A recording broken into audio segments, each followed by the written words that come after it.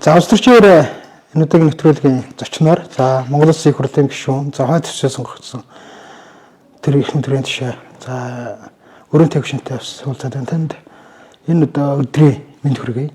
Баярлалаа. За өдрийн мэнд хүргэе. Их хурлын гишүүний за төрийн тушааны ажил мэдээж хууль тогтоох тийм одоо зөвлөлт ажиллаж байгаа хүний хувьд таны хувьд яг ямар зүйл төр илүү төлөвлөгөө гэж анхаарч байна. Намрын халуун улс төр гадаа хэдийгээр цагаар сэрэн хөтөн байгаа ч гэсэн ордон дотор л нэлээд халуун бужигнатай л баг шүү дээ.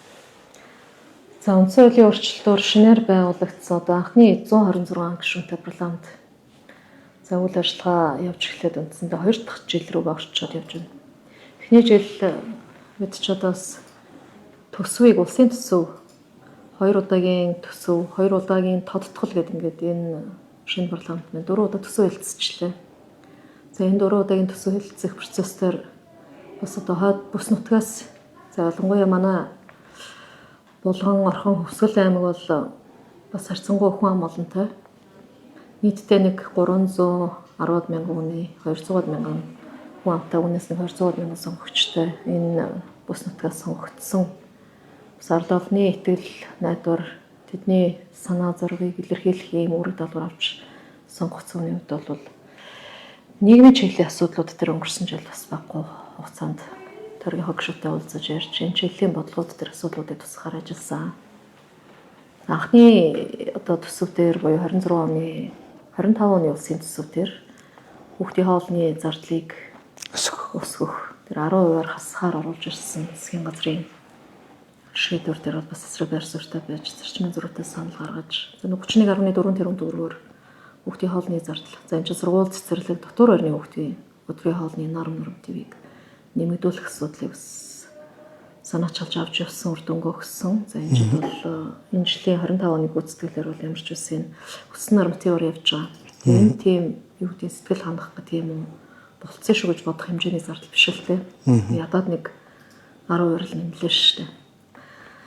За мөн эрүүл мэндийн асуудлаар дэргэдийн хувьд бол одоо ялангуяа орон нутагт байгаа эрүүл мэндийн тусламж үйлчилгээний хүртээмж чанар энэ асуудал бол өндөр тулгымцсан асуудал болж байгаа. Тэгээ эрүүл мэндийн салбарын одоо энэ менежментийн алдаатай бодлогууд тэгээ үүнээс үүдсэн ард иргэдийн эрүүл мэндийн үйлчилгээ авах эрх нь хязгаарлагдаж байгаа. Энэ асуудлууд дээр бол бас тодорхой асуудлыг барьж авсан. Тэгээд манай хойд улсын 3 аймаг ерөнхийдөө хавдрын өвчлөл, хавдрын насваралтаар улсын хэмжээний одоо статистикаар бол тэргүүлээд байгаа юм. Улсын дунджаас дандаа өндөрт ороод байгаа. Тийм болохоор хойд бүс нутгийн хэмжээнд энэ хавдар судлалын үндэсний төвийн салбар яг 3 дугаар шатлалын хавдрын эмнэлэг байх шаардлагатай гэж үзээд Эрдэнэт медикал эмнэлгийг Эрдэнэт үйлдвэрийн харьяанд байсан эмнэлгийг эрүүл мэндийн яамны харьяанд бүх хөрөнгөний шилжүүлээд хавдар судлалын үндэсний төвийн орон нутагт одоо нэг салбар эмнэлэг байхаар шийдвэр гаргаад за ямар ч байсан одоогоор нэг 3-аас 4 мэргэжлийн эмч утсан ажиллаж байгаа гэдэг мэдээллүүдийг яваад байгаа.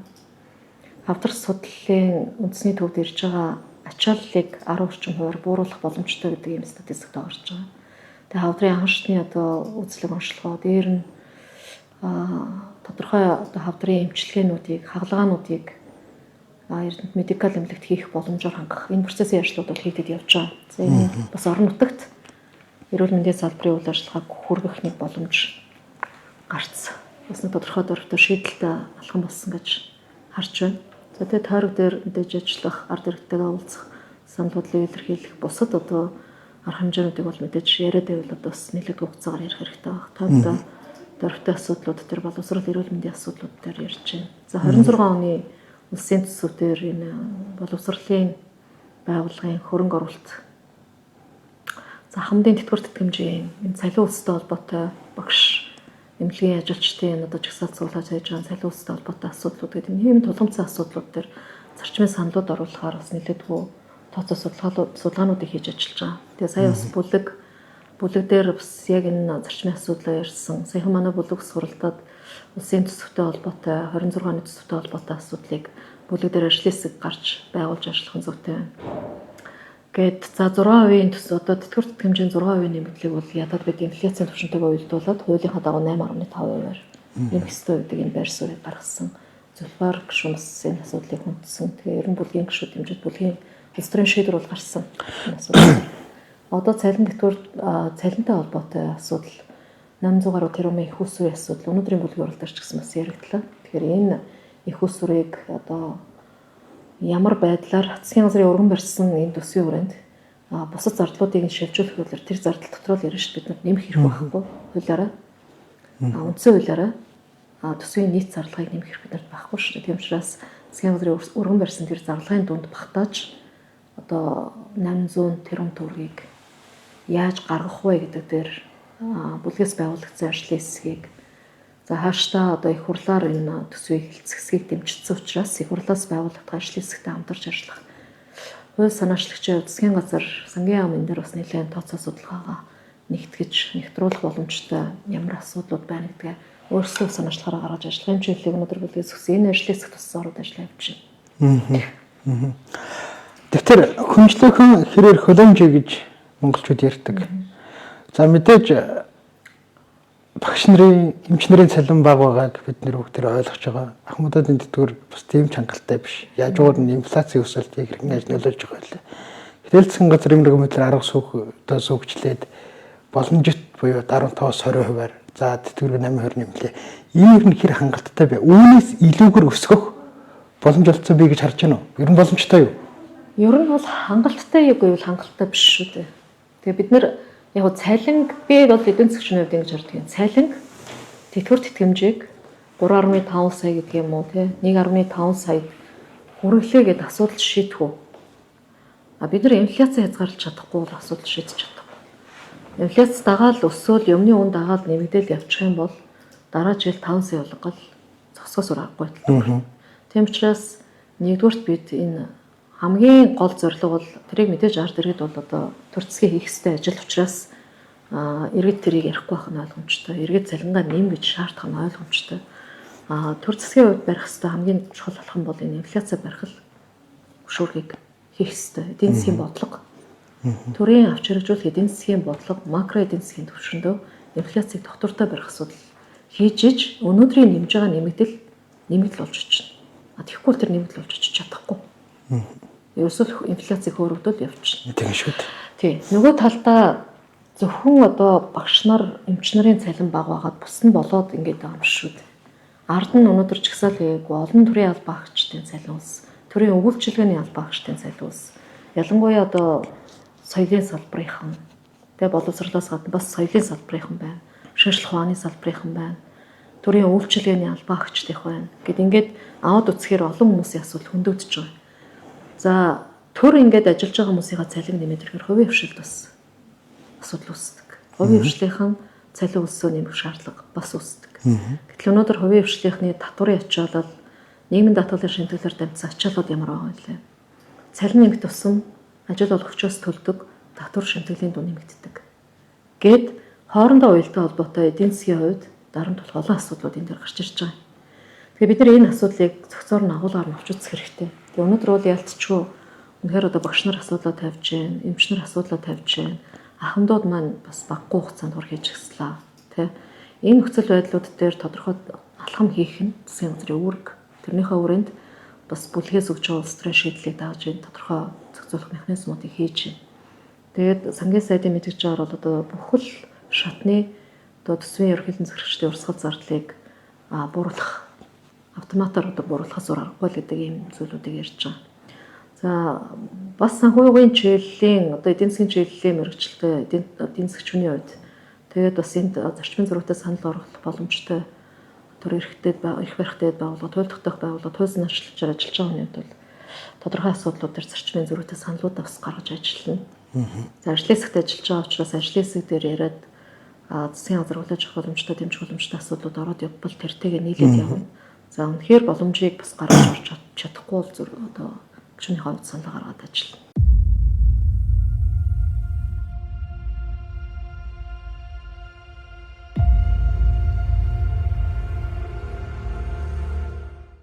Саяхан номын дараагийн төлөөх сонгуул боллоо. Усал нийгэмдээ танигдсан, хөлөнд шөрөгдсөн хоёр кандидат хоорондоо өрсөлдөд харамсалтай нэг нь дөрвийн бусаар одоо ил тоглолоо гэдэг юм үзэгдэл яваад энэ нь өөрөө цааш та сунжирсаар яваад институт хоорондын төрөлд сэн газар хуулдагтай байгууллага хэрэг хоорондын тэргүүний маргаан төрийн маргаан болж хувраад нэлээдгүй тонлоо. Тэгэхээр та нэгдүгээр хуулдагтай байгууллагын гишүүн, хоёрдугаарт энэ 104 жилийн түүхтэй Монгол Ардын намын гишүүний хувьд энэ дээрийг ямар бодолтой байх? Одоо яг үнэхээр таны хувьд, хувь хүний хувьд яг аль нь үнэхээр намын дараагийн болцлоо хангасан, аль нь одоо удирдлагын тохиолдолтой гэж харж байгаа юм? За хүн талаас нь хэрвээ асууж ивэл манай одоо их хурлын дарга Амар Исгалан их хурлын даргаар одоо ажиллаж ирсэн гэж яриада одоо сая шийдвэр гарчлаа. Тэгэхээр Амар Исгалан даргын хувьд өнгөрсөн 8 жилийн хугацаанд намын генсек хийсэн. Монгол Ардын намыг 2 удаагийн сонгуульд ялт байгуулахад бас чухал ач холбогдолтой оролцсон намын одоо удирдлага залуу боловсруучсан. Намын даргыг явах чадахгүй, мэдэхгүй, болохгүй гэх зүйл байхгүй нэг. За нөгөө талдаа ерөнхий сайдаар ажиллаж байгаа Зандарштар дарга. Сая бас бид ч огцруулчлаа. Одоо үүрэг гүйцэтгэгч болчлоо тийм. Ерөнхий сайдын үүрэг гүйцэтгэгч Зандарштар даргын хувьд Монгол Ардын намдч тэр, Монголын төртч тэр хийгээгүй ажил ер нь байхгүй шүү дээ. Айл кандидатын хувьд Монгол Ардын намыг удирдах аваад явчих хэмжээний боловсрууч. Хүний хувьд ярих юм байхгүй аль-альнтай. Зөвхөн өнөөдөр бол бид нэр хууль дагдаг, мөрддөг байх зарчмын асуудал дээр л би байр суурьтай, хатуу байр суурьтай зогсож байгаа. Улсын хурлын гишүүний хувьд. Улсын хурлын гишүүний хувьд би төрд тангараг өргөсөн. Ард түмэндээ тангараг өргөсөн. Монголын төрд үнэт шударгаар ажиллаж нийт ард иргэдийнхаа эрх ашигыг эрхэмлэн дээдэлж үндсэн хуулийг сахин биелүүлж ашиг сонирхлын ямар нэгэн зөрчилгүйгээр ард түмнийхээ төлөө төр засгийнхаа төлөө Монголын тусгаар тогтнол эв нэгдлийн төлөө ажиллана гэж тангараг өргөссөн төрийн түвшээ. Тийм учраас хэн нэгэн хүнийг гэдэг юм уу? Хэн нэгэн даргыг дэмжих гэхээс илүү надад үзэл санааныхаа хувьд, итгэл үнэмшлийнхаа хувьд хууль эрх зүйн талдаа байх ийм зарчмын байр суурин дээр би өнөөдрийн хүртэл бацсахсаж байгаа. За намын асуудлыг төр засгийн асуудлаа бид нар бас хольж утгамааргүй байгаа юм. Ялцчгүй эрх барьж байгаа одоо намын хувьд Монгол Ардын нам бол одоо эрх барьж байгаа юм шүү дээ. Эрх барьж байгаа намын хувьд за одоо гол асуудал дээр бид өөрсдөө дотроосоо засгийн газраа өөрсдийнхөө байгуулсан засгийн газрыг эрх барьж байгаа нам унгаад өөрсдийнхөө байгуулсан хурлаа одоо ийм төвшөнд оруулж байгаа нь бол одоо эмгэнэлтэй хэрэг. Улс төрийн хувьд ч гэсэн чи улс төрийн хариуцлага хэрэгтэй асуудал. Тэгэлгүй хаа. Хэрвээ бидний манлайл болж яваа нам төрийн удирдлагуудад хууль зөрчсөн аливаа асуудал байгаа бол шалгуулах ёстой. Хинч байсан. Энэ бол ёс зүйн асуудал. Хэн нэгэн хүнийг үндсэлгүйгээр гүтгээд дайрч доромжлоод одоо гэмт хэрэгтэн болгочихж байгаа бол бас тэр үгийг чинь төрийн өндөр албан тушаалтад ярьж байгаа шүү дээ. Хариуцуулах хэрэгтэй. За энэ бол төр засгийн үйл ажиллагаанаас тусдаа тэр хуулийнхаа механизм хуулийн байгууллага. Тийм хуулийн байгууллага шалгаж тогтооход ингээд явах хэрэгтэй. Хуулийн байгууллага шалгаж тогтооход албан тушаал саад болж гэнэ гэж үзэж байгаа бол энэ би хэрвээ буруутай, буруугүй гэдэг дээр маргаж тайлбар өгөхөөс илүү шалгах боломжийг хангах нь зарчмын асуудал. Бид энэ зарчим дээр л явж байгаа л да. Тэр шаардлагыг ч бас одоо тавьж байгаа. За манай намын баг хурлын үр дүнгээр гарсан шийдвэр 60 хоногийн дотор улсын дэд шүүхтэр бүртгэгдээд албажих учиртай байна. Тэгэд одоогийн надад байгаа мэдээллээр дэд шүүх рүү би материал нь яваагүй байна гэж ойлгосон. Тэгээд тэр хугацаа болоход тэр нэг талдаа гарах бах. Нөгөө төгөөр намын их хурл 11 сарын 15-нд зарлагдсан байна. Их хурл бол намын их хурлын онцгой бүрийн эрх нь намын дарга сонгох шүү дээ. Тэр бол ерөөсөө их хурлын онцгой бүр эрх. Тэгэхээр энэ намын даргийнхаа асуудлыг эцэслэх онцгой бүр эрх нь Монгол Ардын намын их хуралд байгаа учраас тэндээ асуудал шийдэгдчих байх гэж бодож байна. За өнөөдрийн хувьд бид нар хууль тогтоомжийн энэ зөрчил үүсгээд байгаа процессын асуудлууд дээр бол өссөн үсээгүй одоо ингээд нэг хэсэг нь хуулиа биелүүлээгээр шаардаад нэг талд гарчлаа. Тэрнээс өөр арга алга. Их Ерөнхий сайдыг огцруулах асуудлыг өргөн барьсан цаг хугацаанаас хойш бүх процесс хөлцөрсөн. Бүх процесс. Үндэсний аюулгүй байдлын зөвлөлийн Монгол тэрийг удирдах байгаа 3 одоо гол хүчний 2 нь ингээд хоорондоо хагаралтахын нүүрийг юуны төхөө юм. Яг юу энэ цаашаа үргэлжлсэн мөлийг бид нэр юунд хүрэх ёстой юм? Энэ бол хүсэж ах зүйл биш шүү дээ. Хүсэж ах зүйл биш. Энэ бол одоо Монгол улс гадна талдаа ч гэсэн нэрүндийн асуудал өнөхөрөнд байдалд орж байгаа. Тэгээд их хурлын гишүүн бас энэ хууль тогтоомж зөрчиж байгаа улгаа зэлгээ хийж байгаа эрүүгийн гэмтрэгтэй холбоотой асуудлууд эрхлэн мэдээлэлсэн. Их хурлын даргатай холбогдуулж. Дараа нь их хурлын дарга би ийм асуудалд холбоогүй гэдэг тайлбар мэдээлэл хийхдээ нэр бүхий 5 одоо улс төрчдийг тэр дотроо үндэсний аюулгүй байдлын зөвлөлийн нэг гишүүн ерхий сайдыг оролцуулаад энэ чинь бол төрийн эрх мэдлийн хууль бусаар авахар оролцсон. Үндэсний аюулгүй байдлын зөвлөлийн 2 гишүүний хооронд нь муудалцуулсан. Тэгээд засгийн газар ургасан гэдэг юм мэдээлэлсэн. Тэгээ яг энэ цаг хугацаанд манай ерөнхийлөгчийн хувьд гадаад айлчлалт байсан. Айлчлалтай байх хугацаанд ерөнхийлөгчийн эзгүй байх, төр эзгүй байх хугацаанд ерөнхийлөгчийн бүрэн эрхийг хэрэгжүүлэх эрх нь үндсэн хуулиараа засгийн хурлын даргатай байдаг. Өөрөөр хэлбэл ард түмний эв нэгдлийг хангах гэж байх ёстой. За энэ цаг хугацаанд ийм мэдээлэл хийсэн бас том аюул. Дараа нь ерөнхий сайд мөн ялгаагүй нүүрсний улгаад холбоогүй байгаасаа гэж бодсон харамсалтай нь холбоотой байна гэдэг ийм мэдээлэл хийсэн. Тэгэхээр энэ дээр бол яах вэ гэхээр одоо бид чинь нэг улс төрийн нам хүчний хувьд бол ойлголцох тухай асуудал гэдэг юм энэ хэрэг дээр байж болохгүй гэж би үзэж байгаа. Тийм ч учраас энийг нэг талдаа гаргах хэрэгтэй байхгүй. Хин нэгэн үний яриад хин нэгэн худлаа ярьсан болох гэдэг шүү дээ. Тэрнээс хоёр талтай үнэн байх боломж энэ нөхцөл байдал байхгүй. Тийм учраас энийг шалгуулад худлаа хэлсэн нь хариуцлага хүлээ. Үнэн хэлсэн нь нэр төрөөс сэргийлэх л асуудал байна. Тэгэхээр энэ асуудал бол хуулийн ялтын байгууллаар тусдаа явах процесс. Төрийн ажлаас тусдаа явах процесс. Энэ явдгаар явах хэрэгтэй. Төрийн ажилтай холбоотой их хурлын гишүүдийн гаргаж байгаа сан санаачлалтай холбоотой процесс нь хуулийн дагуу явах процесс. Тэгээ энийг бид нар хавч утгамаар болгох. Тэр таадаа төр төсөл чи яг одоо танхим сууж байна. Үнэхээр одоо танай танхим дотор хэрэг төгтөр отолцсон нөөц центр болгоо хийцэн юм нөхдүүд их хурлын дарга амрын сулангаас бусаа дахиад өөр байгаа юм шүү дээ. Тэгээд та нар үнэхээр шүүлэлээгээд гаргаад шалгуулна тэргээд амрын сулан дарга шахаж байгаа шиг нөгөө хэдийг бас ингэ шахаад гарах юм боломж болцоо бас байх юм шүү. Тэгэл хүмүүс байвал шахал явж шүү дээ. Өөр арга байхгүй. Тэгээд ихний яригдж байгаа нь л одоо хурлын дарга асуудал яригдлаа шүү дээ. Тэгээд энэ нөөцний асуудлыг бид нар ер нь энийг бол нэг мөр эцлэх хэвээр. Хулгай зэлгээ байгаа бол хин ч тэр дэвлэрч болохгүй шүү дээ. Ямар сайхан дарга байгаад одоо ямар сайхан боловсон хүчин байгаад хууль зөрчсөн хулгай зэлгээтэй холбоотой ашиг сонирхлын зөрчилтэй асуудал байх юм бол бид хэнийг ч хамгаалах хэрэггүй л байхгүй. Хамгаалж болохгүй байхгүй. Тэрийг гаргаж тавих хэрэгтэй. Харин одоо бид нар энэ нүүрсний хулгай ярьж байгаа нүүрсний хулгай гэл за тэгэл нэг МСС-ийн гэл те нэг ийм айдсууд ингээд нийгэм дүүсгэдэг байгаа байхгүй. Нэг хэсэг нь ингээд нүүрсчт юм шиг. Нэг хэсэг нь одоо МСС гэдэг компаниас бүгдөө авилга албан тушаал авчихсан, хахуул авчихсан. Сонгуулийн дэмжлэг авчихсан нэг ийм хүмүүс юм шиг.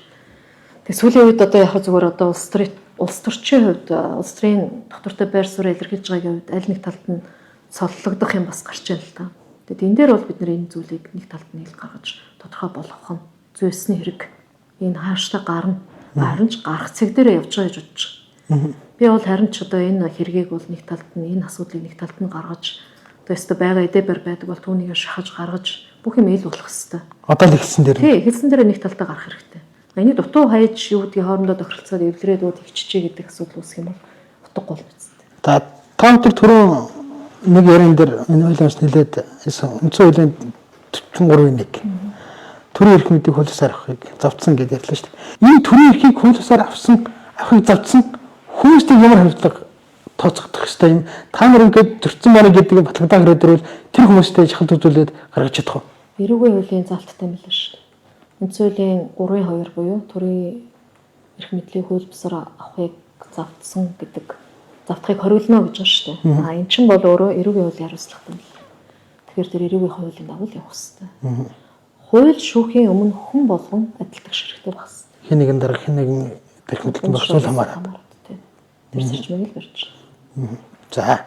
Хуулийн ярьцхан төгсгөлд гişүүд тангараг хэлдэг. Та дээр нэг ямар тангараг өргөсөн? Одоо мэдээж хүн болгон их хурдан гишүүн болгон би одоо тангарагтай үнэтэй хэлж байгаа гэл постууд нэлээд юмнууд яваад байна л да. Таны хувьд тангарага бүрэн санаж байгаа зүйл. Одоо тэгээд би яг энэ ярилцлага эхлэх юм тангарага танд авалгаар нэлсэн. Би Монгол Улсын их хурлын гишүүний биетэй ард түмний элчийн хувьд нийт ард иргэд улсын эрх ашигыг эрхэмлэн дэдэлж үндсэн хуулиа сахин биелүүлж ард иргэдийнхаа төлөө ашиг сонирхлын зөрчилгүй хуулиа дааж ажиллахаа одоо чин шударгаар тангарах яг гэж тангарах болсон. Тэгэхээр энэ тангарагынхаа хүрээнд ард түмэнд өргөсөн тангарахтай л унж. Хин нэгэн даргад би тангараг өргөөгүй. Хин нэгэн даргад надад төлөх сэтгэлийн өөр төлөс байхгүй. Тэм учраас харин би одоо ард түмний төлөө ажиллана гэж амласныхаа би өөртөө ард түмэнд өрөө төлөх ёстой. Тэр нь хуулийн дагуу ажиллаж энэ одоо хууль тогтоомжийн хэрэгжилтийг хангуулж улс орны эдийн засгийн өөдөн татхад гар бие оролцож. Ахуйн амьдралыг дээшлүүлэхэд гар бие оролцож л одоо өөргөө биелүүлэх өртөө гэж ойлгож байна. Баярлалаа хэрэгжүүлж ажилласанд. Баярлалаа ажилласан. Нэмээд хэлэхэд тангарагаа биелүүлж байна гэснээрээ биш. Тангарагийг цээжээрээ хэлснээрээ биш. Тангараа биелүүлж байгаа гэдэг би үйлдэлээрээ харуулах ёстой гэж ойлгож байгаа шүү дээ. Тэгэлгүй яах вэ? Баярлалаа. Таны хөлдөгдөх одоо их хүсэд амжилт хүсье. Баярлалаа.